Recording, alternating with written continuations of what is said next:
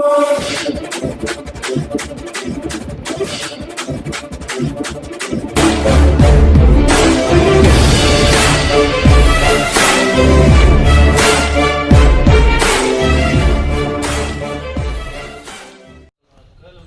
प्यारा Hindustan news channel में आपका हार्दिक स्वागत है। रोहतक से बड़ी खबर आ रही है। 52 साल पहले दादा की हत्या, 28 साल के पोते ने लिया अब बदला। रोहतक पुलिस ने मकड़ौली के नवल हत्याकांड की गुत्थी को 12 घंटे में सुलझाया। हत्या आरोपी गिरफ्तार। दादा की हत्या के आरोप में गांव में पंचायती फैसला होने के बाद आरोपी कोर्ट से हो गए थे बरी। गांव में होती थी दादा की हत्या की चर्चा। कुछ दिनों से लगा रहा था तलवार को धार। दिल्ली भागने की फिराक में था हत्या आरोपी। पुलिस ने जींद से धर दबोचा। गांव मकड़ौली कला में 52 साल पहले हुई दादा की हत्या का बदला लेने के लिए 28 साल के पोते ने 76 वर्षीय पड़ोसी रिटायर्ड फौजी की पेट में तलवार घोंप कर हत्या कर दी। इस बीच घर में खाना बना रही पूर्व फौजी की पुत्रवधू बचाने दौड़ी तो उस पर भी हमले की कोशिश करके आरोपी मौके से फरार हो गया। रोहतक पुलिस ने गांव मकड़ौली निवासी बुजुर्ग नवल सिंह की हत्या के वारदात को 12 घंटे के अंदर अंदर हल करते हुए आरोपी को गिरफ्तार करने में बड़ी सफलता हासिल की है। आरोपी को अदालत में पेश कर पुलिस रिमांड हासिल किया जाएगा। मामले की गहनता से पुलिस जांच कर रही है। फौजी वीरेंद्र की पत्नी मीना के अनुसार वीरवार सुबह 10:30 बजे वह घर में खाना बना रही थी। उसका ससुर पूर्व फौजी नवल सिंह घर के आंगन में बैठकर खाना खा रहा था। पति वीरेंद्र घर से किसी काम के लिए बाहर गया था।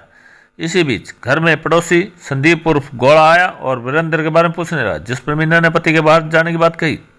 यह सुनकर संदीप वापस चला गया। कुछ देर बाद घर के अंदर हाथ में तलवार लिए हुए आया।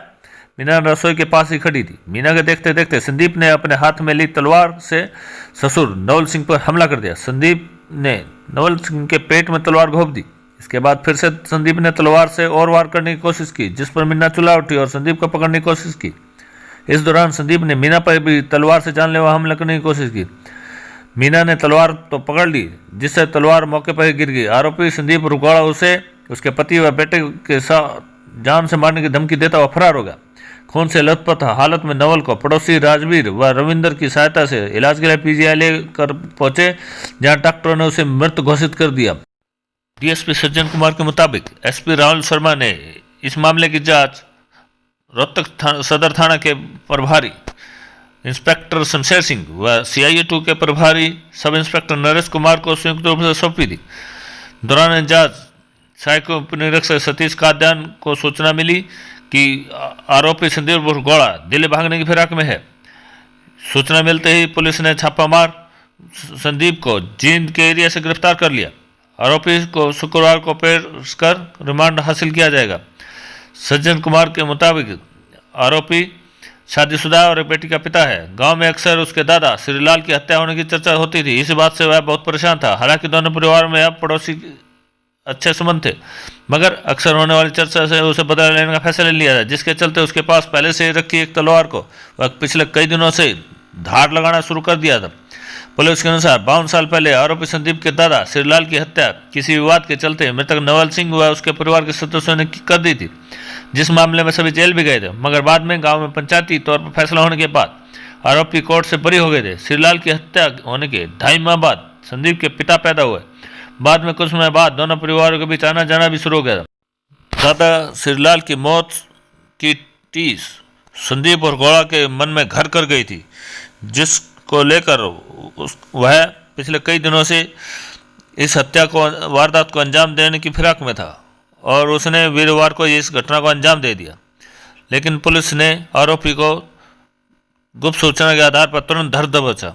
रोहतक से AK चौधरी की रिपोर्ट। समय करीब 10 साढ़े 10 बजे हमें एक सूचना मिली, मकड़ौली गांव में कत्ल हो गया, जिसमें थाना सदर के SHO घटनास्थल पर पहुंचे थे। यहाँ पता चला कि भी जिस नवल नाम के व्यक्ति का कत्ल हुआ उसको PGI रोहतक लेके गए हैं, जहाँ पर उसको डेड डिक्लेयर किया गया है। कितनी उम्र थी? ये लगभग 75 के आसपास हैं। और जो पकड़ा है वो कहाँ से पकड़ा है और कितनी उम्र का? वो अपने मकड़ौली गांव का ही है बंदा, जिसने बताया कि भी अपने उसमें कि भी इसके मरने वाले ने दादा का कत्ल किया था करीब 50 साल पहले। उसी की बदले की भावना से आज उसने उस पर तलवार से वार करके उसका कत्ल किया। पहले भी कोई आरोप है उन पे, कोई क्रिमिनल अभी तक रिकॉर्ड? ऐसा उनकी इंटेरोगेशन में नहीं आया, फिर भी हम उसकी पुलिस रिमांड अप्लाई कर रहे हैं, जिसके बाद कोई नई चीज़ सामने आएगी तो उसका अलग से तो कहाँ से गिरफ्तार किया है? ये हमारी CI2 के टीम ने बड़ी तत्परता से कार्रवाई करते हुए इसको राउंड अप किया है, और ये जीन साइड में निकल गया था, जहाँ से मेरे CI2 टीम ने अपना नेट लगा के इसको अरेस्ट किया है।